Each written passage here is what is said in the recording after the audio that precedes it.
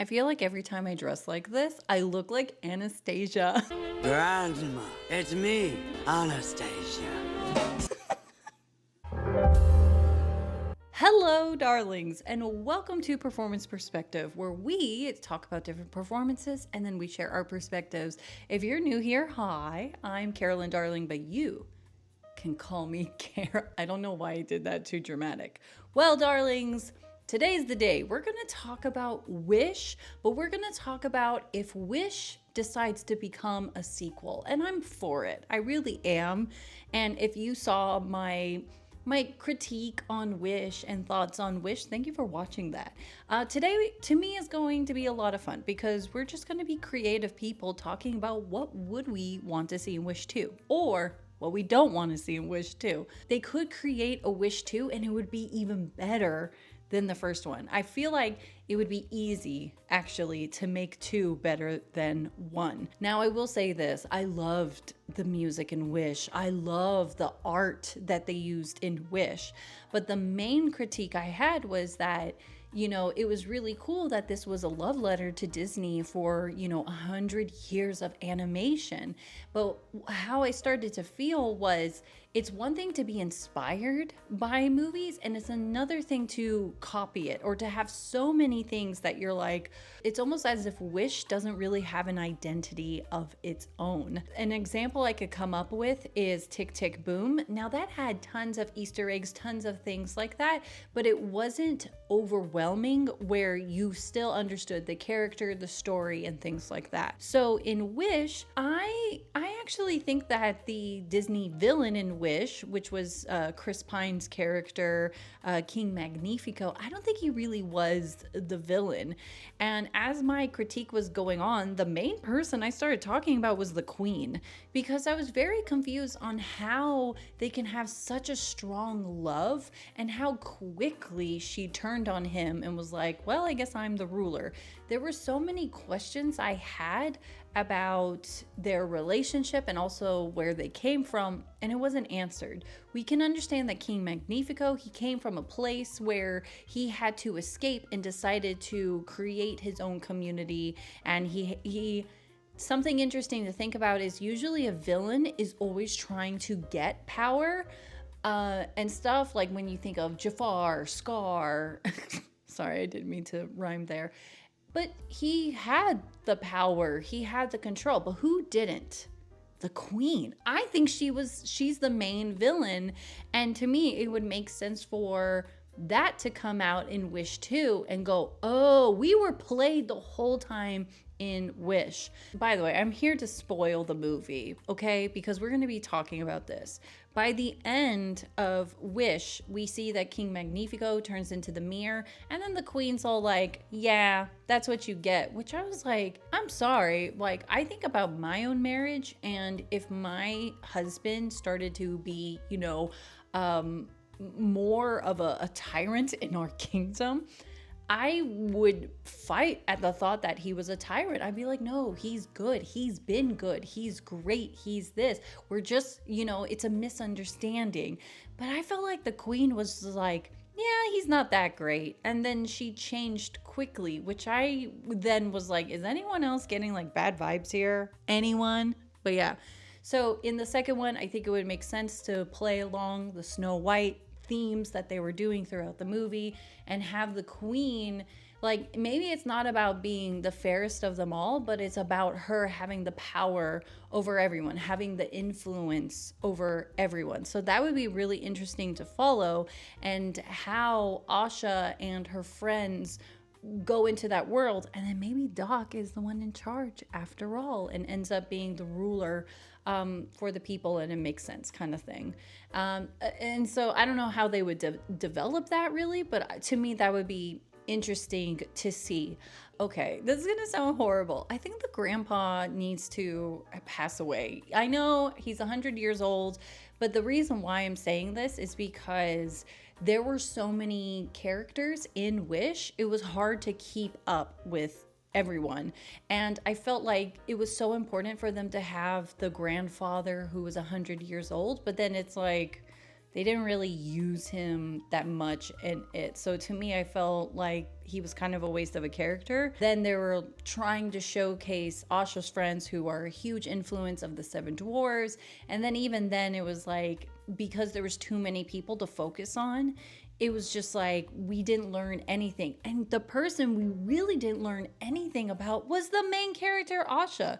Like, okay, let's try and describe her. She's pretty much a replica of Anna as far as being quirky and this and that. But then it's like, okay, well, what's her favorite color? And even her desires was a wish for everyone. And oh, her father died, but she doesn't really seem affected by that. There wasn't anything her father did where she was like, wow, I got to keep this tradition on and stuff. It was just like, well, he taught me about wishing on a star. You know, it was just like, it didn't seem like there was any real trauma or anything. It was like, yeah, that was really sad, but I'm strong.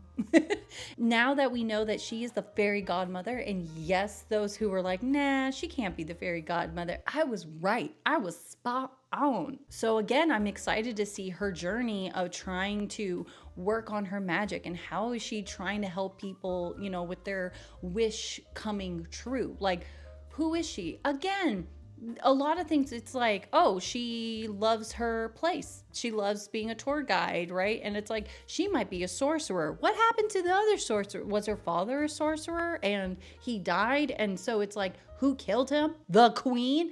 Things like that, where it's like, like, whoa, like she wanted to step in her father's footsteps. And that's what I mean. Like, there should have been more context to it of like, what was it about her father's death and legacy that she's like, I want to help in this way.